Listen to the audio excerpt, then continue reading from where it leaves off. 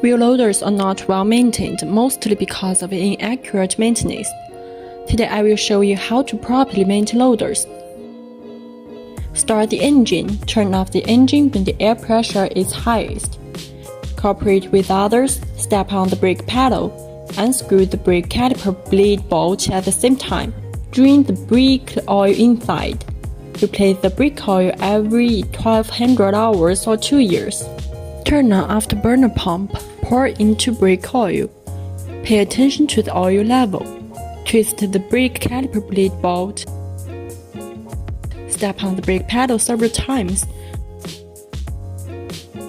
to drain the air inside the system until the clean and bubble-free oil flows out. Check and replace brake oil regularly to ensure the effect.